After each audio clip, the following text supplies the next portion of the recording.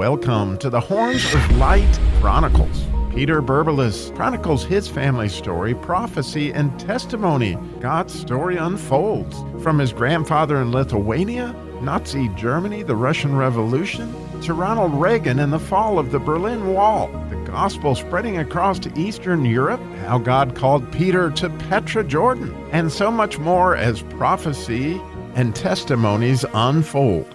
And now the Horns of Light Chronicles.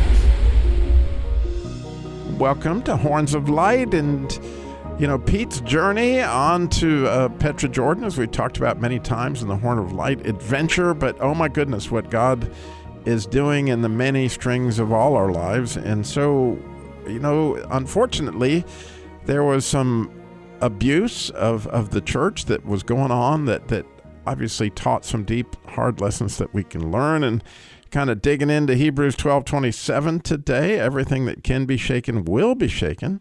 And so I'm excited to hear what you got today, Pete. Sure. So just kind of picking up where we left off last week was a bit of a side note in the story, but kind of still going back to, this is somewhere around 2006, have that call, there's a scandal going on. And we had already left that church and confronting having to go before the board that didn't want me to go before them, and that whole scenario. But the other thing that's kind of interesting for people who may be in the middle or headed into these situations, oftentimes, you can kind of see when a cover-up starts to begin. And in this situation, not only what they ended up doing was the pastor ended up standing before the church, and they brought in, I think it was Rob Stearns, who was a friend of that church, and who that church perceived to have a lot of integrity. So that seems to be a pattern that comes. They bring in somebody from the outside who has integrity to try and get that person to stand while the cover-up's kind of going on. And, I don't know how much knowledge this individual had or didn't have, but basically in this situation, the pastor basically pulled kind of a bolt of Bill Clinton and said the relationship wasn't physical, and in the end it was. And so it was just a big mess. And after kind of that scenario coming to a close in 2006, 2007, somewhere around there, went into 2006, and went into a deep kind of 12-year desert. And I guess maybe for people going through this or going through this, one thing that I just encourage is to stay connected to some believers that you can trust, and to find a church that will help nurture you back. And what's kind of hard oftentimes is, especially when there's very charismatic leaders, that leader can play a much larger role in your relationship with Christ than that should. And that's something that oftentimes we allow, but anyway, however that situation happens, for me, what ended up happening is that it just left me very skeptical. So as we were looking for a church, every church that we walked into, I could see something wrong, and then I'd not want to be a part of it. And that pattern just kept kind of repeating, unable to find a place really to call home. And what really helped me was one church that we found. The pastor was just such a humble guy, and I had a brother that was disabled that was coming to live with us, and he just helped. He was going to charge me pretty much nothing, and help me refurbish a living area in our basement so that my brother could stay there. And so anyway, it was seeing a pastor who truly had a servant's heart that brought me back into a place of trust once again. And of course, I, for me, paid him what what he was worth, not what he was willing to do it for. But it was kind of through that process that started to see hope once again in church leadership and in leaders. And I think that's just so important to remember, that we're supposed to lead as Christ leads, and we're supposed to wash feet and all those things that oftentimes very charismatic leaders don't want to do. It almost becomes kind of a rock star lifestyle of Christianity. So then that leads probably into this 12-year desert, end up experiencing just a very brutal time personally. And it was just kind of, walking through the lowest of lows. And in 2006, so that would be around 2018, a close friend gets cancer. And that's kind of the marking point for coming out of this desert. And I think I had mentioned this before, go to meet a pastor friend who a friend just keeps encouraging me to go meet. He anoints with oil. The next morning I can't get up off the couch. And the Lord really places Jonah 2. Basically, the Lord tells me to pray for that pastor who had fallen. As I'm face down on the floor in my basement, made it to the basement at this time, and just start praying for him. And then the Lord gives Jonah 2 and says, this is what the impression that was given with it was that these are Christ's thoughts as he's dying on the cross and descending down into Hades after his death. So that was just kind of the start of that awakening. And then I run into that pastor again, and we're having a meal, and he ends up getting a telephone call at that meal, and a friend, has been struck by a car. I think she went to Northern Illinois University, and the parents are having to make that decision as to whether or not to pull the plug. I think that very day. So he leaves and goes, gets a lady that has seen many people healed, and has kind of got that gift of healing that the Bible talks about. And they go to the hospital, and they just start interceding, and I think they might have stayed through the night, at least one of them. I don't remember the full story. But anyway, a week later, from the parents being asked to pull the plug, the girl is discharged from the hospital. So I talk to him, and and I just kind of say, hey, I'd like to learn more about this. So he just encourages me she does a teaching on Saturday. So I already live kind of out in the country in Illinois, and this is way out in the country in Illinois. So start driving on the weekends to just go to her study and meet and listen to her teachings. And it's just, really a very kind of interesting time. But what's really interesting is that I realized one of the Saturdays is I kind of get online and just start looking at this church and trying to find out a little bit more about it. And the pastor that ended up falling at the first church, he's now the associate pastor at this church that's way out in the country, a couple hours away, that I'm going to meet on Saturdays. And so that just starts to freak me out a little bit. I don't really want to see him again.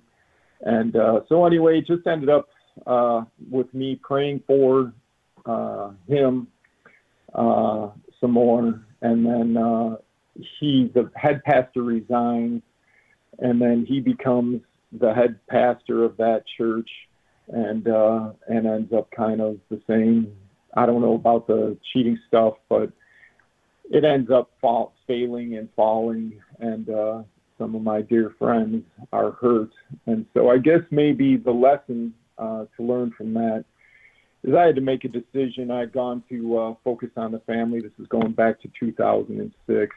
and gone before the board, gone to the district, to the state council, and talked to them, talked to the head of that about the scenario, and they were already involved in it. And then the only recourse left for me was to go to the state's attorney's office because money had been embezzled from another pastor that was on staff there.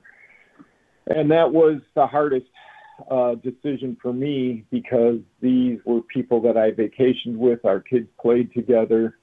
And in the end, I just felt like I kind of did everything I could do, but I couldn't go to the state's attorney. And maybe looking back, who knows if the state's attorney would have even gotten involved in a situation like that at that point in time. But, you know, it's one of those things that I look back on and say, could I have done more, and had I done more? And that's why it's just so important to stop those and not just let them go on to the next congregation. And, you know, they're messed up people, and they need God's touch in their lives also, but messed up people continue to create messes. And so in that scenario, it's just one of those things. Could I have pushed it as far as I could have? And if I did everything that I could do going to the state's attorney, maybe that situation wouldn't have happened again. Maybe my close friends wouldn't have been hurt as a result of another failure from this individual. And by failure, I'm not saying that he had another moral failure, but just his actions and his treatment of people, from what I understood in this situation, were just not good, and caused the church to really decline. So those are the decisions that we have to make, and the encouragement to me would be do what you can do to keep and prevent these situations from happening again, and affecting a whole nother body and a whole nother herd of sheep. I guess is what I would recommend for anybody going through this type of situation. So take us, if you wouldn't mind, back, Pete, into that whole situation. Like, did you get a word from the Lord? Like, how were you instructed by Him on some of the steps, or where do you feel he was in your relationship during those difficult times? Are you talking about kind of when I was in the heat of the situation? Right. Or right. I would imagine you're deep in, and I just picture, and knowing you as I do, that you're on your knees, like, God, what's my next step? What were you sensing from Him? Did you have a real sense of direction? I guess for me, my world is very black and white. And so when you see what should be and what is actually going on, and, looking back, would I have potentially did some things differently? Yeah, I wouldn't have been, I guess I would have done my best to handle the situation more graciously. But to me, even on the private side, I got a letter from a consultant, and it was kind of a encouragement. It was, hey, Pete's a pit bull, and he's not going to stop till he gets the information that's necessary to move the job forward. So that's kind of the nature of who I am. So I'd say once a situation is presented, and once I receive that call of there's a cover-up going on at the church from the associate pastor's son, from that point for me, it's just full on go at it and go hard until this situation comes to an end. Should I have been more in prayer about that? Looking back now, absolutely. But that's just kind of the nature of who I am, I guess. And, you end up with some discussions, and many board members had resigned as a result of the way the situation was being handled in the midst of the crisis. And I'd say, I remember one board member talking to me, and then I said I wasn't going to not go and meet with the board. And I don't believe he had resigned yet at the time. And he talked to the board, and he just kind of said he's not going to stop until this, until there's some resolution to this situation. So for me, it was really just looking at, what should be in Paul's letters. I think it's to Timothy, where he describes the qualifications for a leader, and those qualifications weren't being met. And then seeing that, I guess in this situation, all that's known really is of that one individual. But I'd say typically in these types of situations, it's not going to be just one individual. It's going to be typically many more.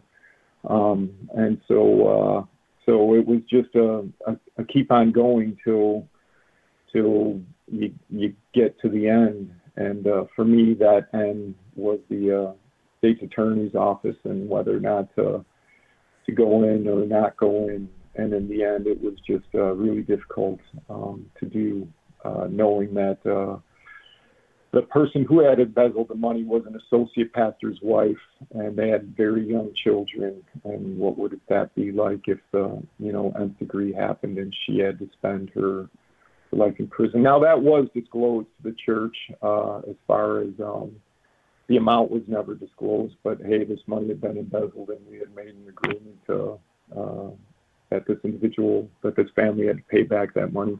But it was all handled in a very, very kind of half-truth manner. And I guess the other best thing that I would advise is for people going through this situation is be as honest as possible to the body. And that was when I got a call from one of the leaders at the church as I was going through this, and he just called me up and just said, well, just, something to think about, how much money have you given to this church over your time there? And, wow. It was just, but he wasn't doing it in a negative really way. It was just, hey, this is an investment, and it's something that his encouragement was don't give up on trying to pursue justice, because he was seeing everything that was being covered up. And I'm not saying that's the right way, but I will say in his discussion with me, it was an encouragement to keep going. Well, we will be back as the story's far from over, as you will find out. So we appreciate you listening today, and we'll be back with more. Thanks, Pete. Thank you.